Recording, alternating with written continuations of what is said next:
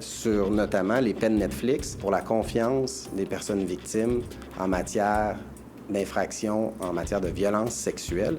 C'est un très, très, très mauvais message que le législateur fédéral a envoyé.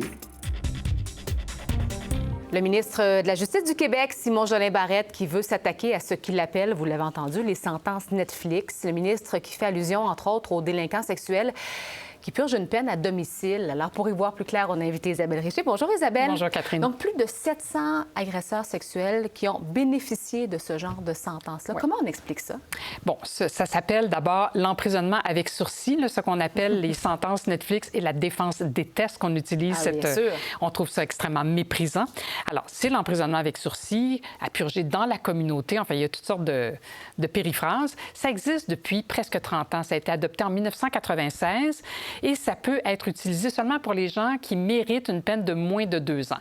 Donc, on imagine les gens qui sont les moins dangereux là, pour pouvoir bénéficier de ce type de peine.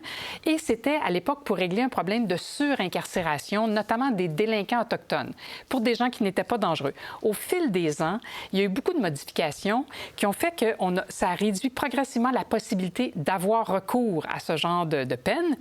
En 2011, c'est devenu extrêmement difficile d'emprisonner avec sursis, là.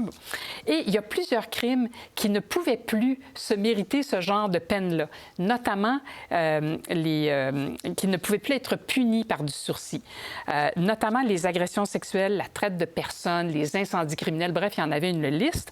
Mais c'est le projet de loi C5 qui a été adopté par le gouvernement libéral qui a permis à nouveau que certaines infractions soient punies par du sursis. Et il y avait eu Jonathan Gravel, c'était un homme qui avait agressé sexuellement sa copine au cours d'une relation qui était d'abord consentante, qui est devenue non consentante. Et ça avait déclenché toute une controverse et ça avait mené justement à ce projet de loi. Est-ce qu'on a la capacité, Isabelle, d'envoyer tous ces criminels-là en prison? Bien, ça, c'est une bonne question parce que... mais il ne faut pas confondre, Catherine, la surincarcération et la surpopulation en prison. La surincarcération, c'est quand une catégorie de personnes se trouve comme surreprésentée en prison. Ça, bien, on l'a toujours dit, des populations racisées, des populations autochtones. La surpopulation, c'est un phénomène éternel. Il y a trop de prisonniers, finalement. Bien, c'est ça. Ça fait 35 ans là, que je couvre ça, puis ça fait 35 ans qu'on dit qu'il y a une surpopulation dans les prisons. On le dénonçait déjà dans les années 90. Là.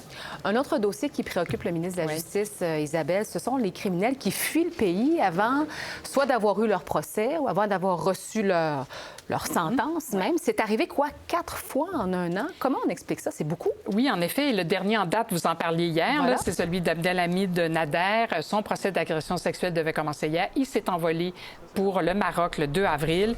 Il est accusé d'avoir agressé à répétition une patiente dont il s'occupait dans un CHSLD.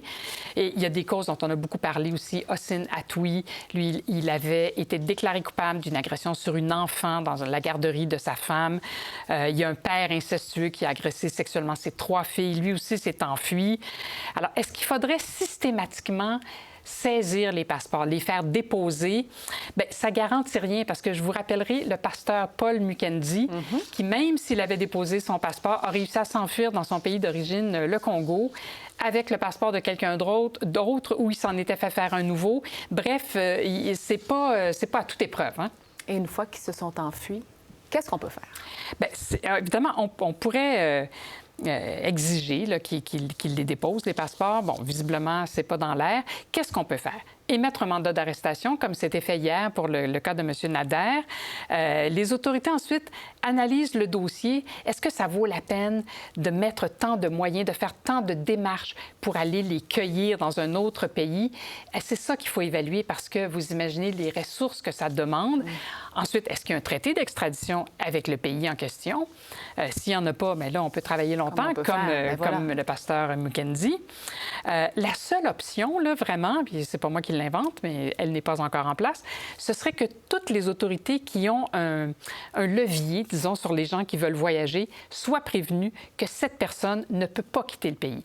Alors, la Cour interdit à quelqu'un de quitter le pays, saisit le passeport. Il faudrait que l'Agence des services frontaliers le sache, que le Bureau des passeports le sache, et que si cette personne se présente au Bureau de passeport en prétendant qu'elle avait perdu son passeport, eh bien, qu'il y a un petit drapeau rouge qui se soulève et qu'on ne lui en fasse pas un nouveau. Ça, ce serait une solution. Évidemment, quand ça nous arrive, j'imagine qu'on a des réactions, mais ça reste quand même marginal. C'est 4 fois dans la même année. Oui. Mais sur combien de c'est ça. Et c'est ce que les procureurs disent. La règle veut qu'on impose les conditions les moins restreignantes. Et en plus, ce monsieur Nader, dont on parlait hier, bien, il a été là tout du long. Alors, évidemment, c'était pas son procès, mais il était toujours à la cour quand il était requis d'y être. Alors, il respectait les conditions, c'est-à-dire répondre aux ordres du tribunal. Donc, personne n'avait de raison de croire qu'il ne se présenterait pas. La plupart des accusés se présentent à leur procès et la plupart des accusés, même le jour où ils doivent recevoir une sentence de prison, se présentent en cours. Alors, c'est une exception, mais c'est sûr que 4 en 1 an, ça fait beaucoup. Merci beaucoup, Isabelle. Je vous en prie. Au revoir.